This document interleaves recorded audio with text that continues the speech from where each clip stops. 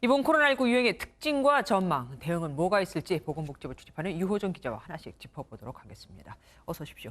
이번 4차 유행의 특징은 뭐가 될까요?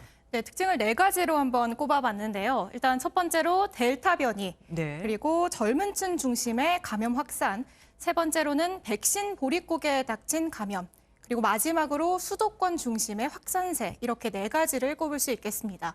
스치기만 해도 뭐 감염이 된다는 말이 나올 정도로 역시 무서운 거는 델타 변이 아니겠습니까? 네, 맞습니다. 이번 유행의 가장 큰 우려는 이 전파력이 2.5배가량 높은 델타 변이가 퍼지고 있다는 겁니다. 네. 이 확진자들 중에서 무작위로 추출해서 델타 변이 여부를 검사하고 있는데요.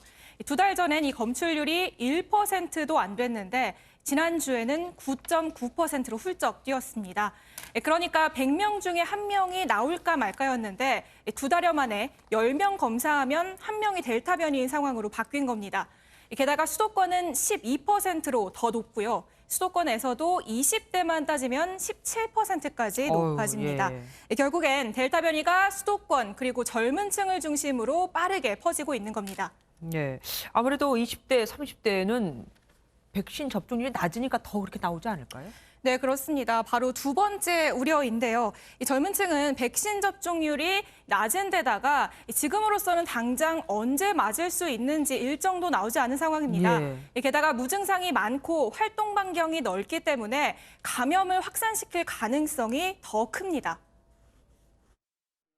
델타 변이의 증상 자체가 기존의 발열이나 기침이 아니고 흔히 앓게 되는 목감기, 코감기의 증상과 비염 증상, 재채기 같은 증상이 주로 오기 때문에 젊은 층들이 인지를 못하고 주변에 사실 정부가 너무 빨리 방역 완화를 시도한 게 아니냐는 얘기도 사실 나오고 있습니다. 정부가 백신 접종을 너무 믿었던 걸까요? 네, 그런 지적도 실제로 있습니다. 게다가 최근에 이 백신 공급 부족으로 접종마저 속도를 내지 못하던 그러니까 백신 보릿고개에 하필이면 이 델타 변이가 닥친 상황인데요. 전문가 얘기 들어봤습니다. 그러니까 하반기 접종이 제대로 들어갈 때까지 최대한 좀 막았었어야 되는 거예요. 6월 말부터 지금 7월 말에 이어지는 이 한 달간의 공백이 있었기 때문에 이 4차 유행을 어떻게 할 수 없이 그냥 온몸으로 막을 수밖에 없는 거죠. 다만 다행인 점은 치명률이 높은 고령층 상당수가 접종을 마쳤기 때문에 병실 등 의료체계 대응 여력은 비교적 여유가 있는 상황입니다. 아까 정태진 기자가 얘기했지만 오늘 6시까지만 해도 벌써 1,000명을 넘어섰단 말입니다. 이 확산세를 잡을 수 있을까요? 잡힐까요? 네, 전문가들은 지금 상황이라면 1차, 2차, 3차 유행 때보다 훨씬 크고 오래 갈 수 있다고 진단하고 있습니다. 네. 지금 감염 재생산 지수가 1.25가량인데요. 이 말은 빠른 시간 안에 1,000명이 1,250명이 되고 1,250명이 1,560명이 될 수 있다는 의미입니다. 이 얘기도 한번 들어보시죠. 이 감염된 분들이 최소한 2주에서 한 달간 계속 N차 감염을 가지게 됩니다. 그렇기 때문에 최소한 한 달이라고 말씀을 드린 거고 더 길어질 수도 있어요. 여기에 최근에는 여름 휴가 시즌이 시작이 됐고요. 방역 심리도 많이 느슨해진 상황이기 때문에 재생산 지수가 더 높아지지 않을까 하는 우려도 나오고 있습니다. 그러니까요. 휴가가 진짜 변수입니다. 그래서 정부의 잘못도 있다는 얘기가 나오는 거 아니겠습니까? 네, 그렇습니다. 최근 이 거리두기 개편 그리고 백신 인센티브 등 이런 것들의 도입이 방역 심리를 느슨하게 했다는 지적이 나왔는데요. 정부는 방역과 일상 회복의 균형점을 찾기 위한 과정이었지만 메시지 전달에 아쉬움이 있다고 인정했습니다.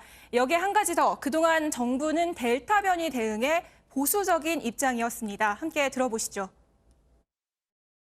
80% 정도는 해외 유입 사례에서 검역 단계나 지역사회 격리 단계에서 확인이 되고 있고 지역사회 감염으로 확인된 그런 집단 감염 사례가 일부 보고가 되고 변이에 대해서 보수적으로 바라보고 강화를 지향하는 입장이기 때문에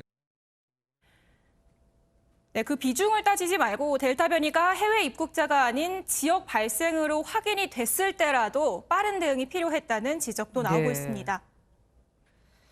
확산세를 잡을 수 있는 해법이 있을까요? 결국 이제 한 목소리로 얘기하는 게 관건은 백신 접종이다. 이렇게 얘기를 하는데요. 이 정부도 접종을 서두르기 위해서 이스라엘과 협약을 맺고 당장 오늘 70만 회분의 화이자 백신을 추가로 받았습니다. 우선 28일로 예정됐던 어린이집 그리고 초등학교 1, 2학년의 교직원 등 38만 명의 접종을 앞당기기로 했고요. 나머지는 확산세가 거센 서울과 경기에 공급해서 지자체 자율 접종에 활용하기로 했습니다. 학원 강사와 버스 택시 운전사 그리고 택배 기사와 환경미화원 등이 우선 접종을 할 것으로 보입니다. 그러니까 백신이 더 빠르냐 아니면 델타 변이가 더 빠르냐의 문제가 되겠습니다. 지금까지 유호정 기자와 함께했습니다.